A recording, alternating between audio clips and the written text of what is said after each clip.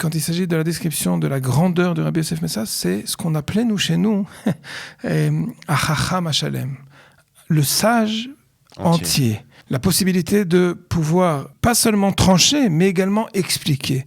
Pas seulement diriger, mais également concilier.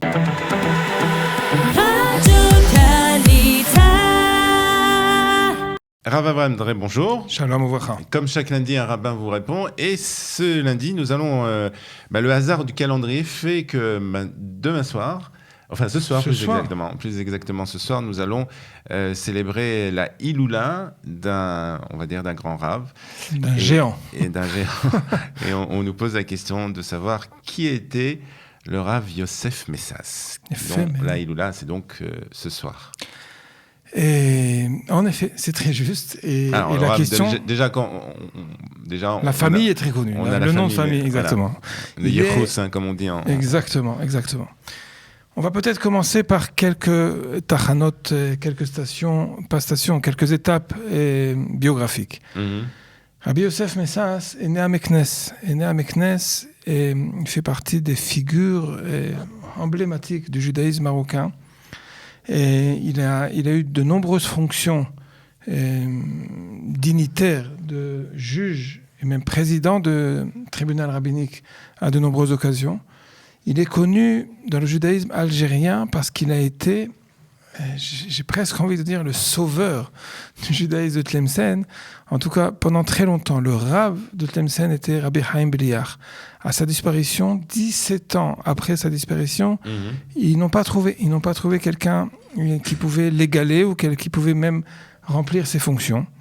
Et c'est une pnia, une demande à la requête du Vaad de la communauté de Tlemcen qui ont été faire une importation. C'est comme les joueurs de foot, il a été racheté. Les Havdil et les Fafé Abdalos, mais la vérité, c'est que c'est une bonne comparaison. Ils ont été le chercher, il a accepté de venir remplir les fonctions de grand rabbin de Tlemcen. Et il va devenir vraiment une figure légendaire, vraiment légendaire, on va en parler. Alors avant qu'il devienne grand rabbin de Tlemcen, oui. Où est-ce qu'il a étudié ? Il est on peut dire à la suite de la Massoret de Chachmé Marocco, des sages du judaïsme marocain.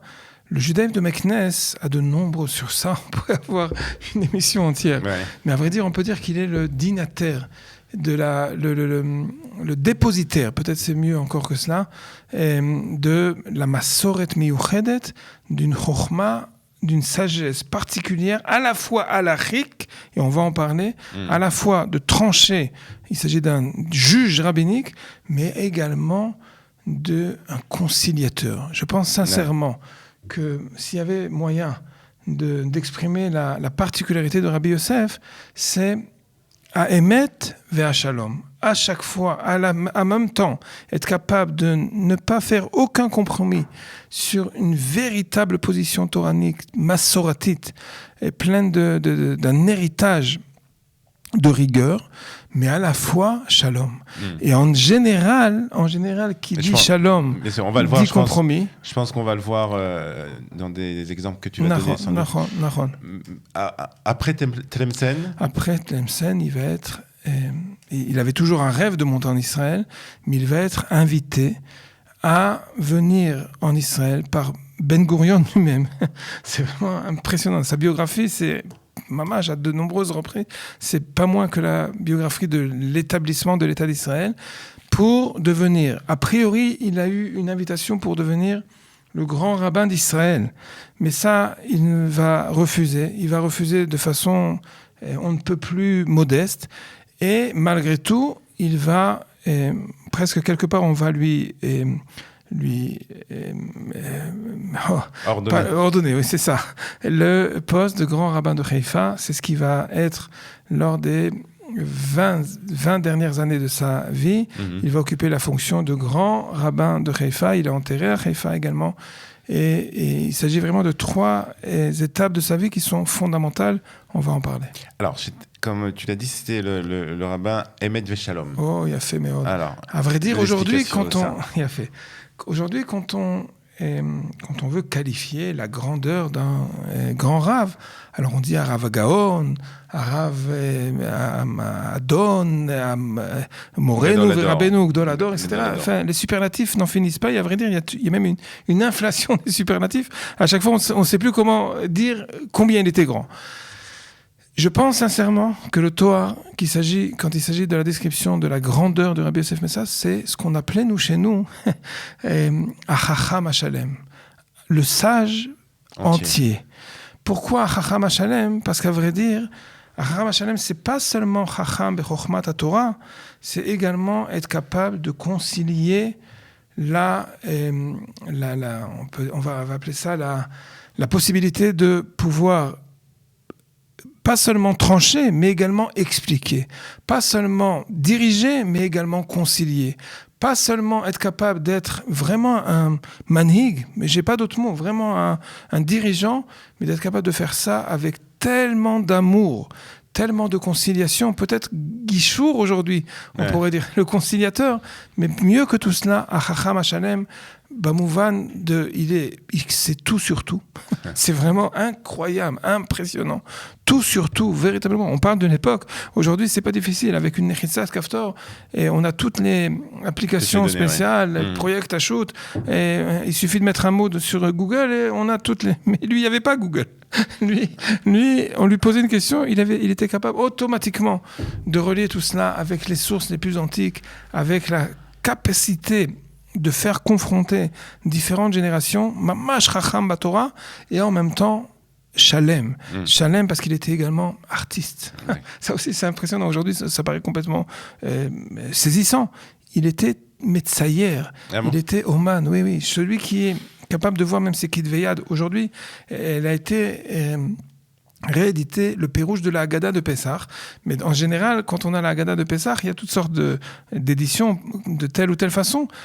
Le meilleur moyen de lui faire honneur, c'était d'éditer son Ktav-Yad, Mamash. C'est comme ça que ça a été réédité. Et c'est clair. Et c'est splendide, c'est artistique. Et à part ça, il a fait des dessins qui sont particulièrement omanoutim, artistiques, d'une qualité calligraphique extraordinaire. Alors, quand tu parles de cette possibilité justement pour ce Rav, le Rabbi Yosef Messas, d'allier justement, donc d'être la halacha stricte, mais aussi d'être, entre guillemets, un peu conciliateur.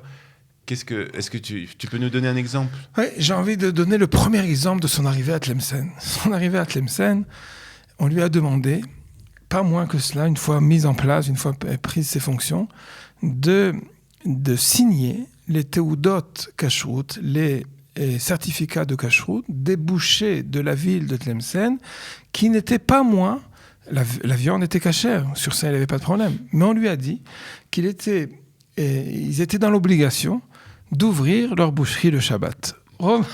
Il vient d'arriver. Des bouchers juifs. Des bouchers juifs, des bouchers qui avaient également une clientèle. Donc les magasins étaient en fait ouverts le Shabbat, mais la viande était cachère. Alors dans ces cas-là, pourquoi ouvrir le Shabbat ? Parce qu'ils avaient une clientèle également de non-juifs. Et ils ont dit, et jusqu'à présent, on nous a jamais demandé, le consistoire de Tlemcen nous avait jamais demandé une exigence autre que de respecter les lois de la cacheroute. Et par conséquent, on lui a demandé de façon tout à fait, a priori, insignifiante en ce qui concerne ceux qui lui ont demandé cela. Et imaginez-vous, il vient de l'empire de Meknes. Meknes, c'est Mamash. La petite Jérusalem, presque. Mamash. Ils sont très fiers de s'appeler comme ça également. Et il arrive pour prendre ses fonctions. Et on lui dit, monsieur le rabbin, petite formalité, et ça fait longtemps qu'on n'a pas eu moyen de faire signer cela. On a juste besoin de votre signature sur les Teudot Kashrut des bouchers de Tlemcen. Celui qui lit, celui qui veut un modèle de Geonut alachit, alichatit, à savoir de trancher, de génie, mais également d'être capable de comment être capable pas seulement de trancher, mais également de faire accepter sa décision. C'est Otsar Amirtavim, un recueil de toute sa... Alors, il a décidé quoi, en fin de compte? Parce que ça nous intéresse. Il a essayé de tout faire, Bamet. Il décrit de quelle façon il est venu essayer de leur parler. Il dit Beneshikot, de leur parler en les embrassant, en les aimant véritablement et en donnant un témoignage de cet amour qu'il avait. Il était à 2 doigts d'arriver à obtenir par le cartel, c'était Mamash, celui qui dit cela, c'était le cartel. On a l'habitude de penser au cartel des grandes puissances économiques de Dallas ou je ne sais pas trop quoi. Il avait affaire véritablement à un syndicat des bouchers, et sachez que pour être boucher, il faut être également agressif. Ça lui a pas fait peur du tout. Il a essayé de les concilier. Il était vraiment à 2 doigts jusqu'à ce qu'en fin de compte, une fois qu'il avait obtenu l'acceptation du syndicat des bouchers de fermer Shabbat, un a choisi, moi j'ai fait ça justement pour une opération publicitaire. Tout le monde va être fermé, moi je vais ouvrir, et par conséquent, je vais avoir toute la clientèle chez moi. Dès qu'il a entendu ça immédiatement... Bien sûr, les autres n'ont pas voulu. Exactement, et malgré tout cela, il y a 2 pages qu'il faut, c'est-à-dire, on n'a pas l'occasion maintenant, mais il faut vraiment lire, les comprendre, et essayer de voir son analyse pour trouver le moyen, malgré tout, il n'a pas, ou l'oviter, comme il a dit, je trouverai moyen, malgré tout, d'obtenir de nouveau leur acceptation de fermer, mais il leur a donné le certificat de cacheroute. Alors, pour terminer, parce que le temps est presque terminé, et on aurait pu en parler encore longtemps. Il faut en parler plus longtemps. Ce que tu nous décris, c'est en fait un rabbin très courageux. À la fois courageux, mais là, je pense que, peut-être pour le dernier mot, c'est important. À vrai dire, son courage de ce psaque-là a été quelque part un peu menoutsal, a été un peu utilisé. Il y avait lors d'une dernière Knesset, ça fait tellement qu'ils sont passés dernièrement, à mon avis, c'est pas plus que entre 5 et 10 ans, une loi qui voulait obliger le rabbinat d'Israël à séparer l'ordre de Kashrut, de la Teudat Kashrut, de toutes sortes d'autres exigences. L'ouverture dans Shabbat, par exemple. Par exemple. Et le projet de loi, c'était Elazar Steren à l'époque, il n'était pas ministre. Aujourd'hui, il est ministre. À l'époque, il était député. Un des exemples qui avait été cité, et ça m'a fait très mal au cœur, c'était justement ce psaque-là. Pourquoi je dis que ça m'a fait mal au cœur? Parce que eux, ils voulaient, la proposition de loi, c'était de dire, vous voyez, il y a des rabbins qui sont tolérants. Il y a des rabbins qui peuvent parfaitement comprendre qu'il y a une différence entre le commerce et la cacheroute. Mais si ce même Chaver Knesset, ce même député, et tous ceux qui avaient voulu faire du Rabbi Yosef Meshach une figure emblématique, moi, ce que j'ai dit dès le départ, c'était Emet Veshalom, mais faire de lui un tolérant à la limite du réformé, moi, ça m'avait fait à ce moment-là vraiment, vraiment beaucoup de peine. Et à vrai dire, en fin de compte, c'était clair qu'il ne s'agissait pas pour lui de faire une ouverture au monde réformé ou quoi que ce soit, pas du tout. Il s'agissait d'être intransigeant en ce qui concerne la cacheroute, mais également capable de prendre des responsabilités en ce qui concerne la théoda de la rabbanout. 30 secondes, ce qui manque aujourd'hui à un rabbin comme le rabbin Yosef Messas. Ça aussi, c'est pas 30 secondes. Il a un cousin qui est très connu, à vrai dire peut-être même quelque part un peu plus célèbre, le rabbi Shalom Messas, qui était lui-même grand rabbin de Jérusalem. Exactement. Pendant des années, Mamash très très proche de Rav Ovadia Yosef. Sur ça aussi, on pourrait énormément en parler. À vrai dire, c'est clair. Aujourd'hui, le jour de Saïloula, il faut savoir comprendre que le manque, on parle beaucoup des réformes dans le monde du rabbinat, les réformes de la cacheroute, les réformes du Giyur. Vraiment, ce qui nous manque, c'est le Chacham Hashalem en question, et on aura peut-être l'occasion d'en faire par la suite. Très bien. Le Rav Yosef Messas, donc aujourd'hui, ce soir. Ce soir, donc voilà, c'était une bonne occasion de se rappeler de sa figure et de ses actes, et puis aussi peut-être de s'inspirer de ce qu'il a fait. Exactement. Merci beaucoup. Toda Rabba, Shalom.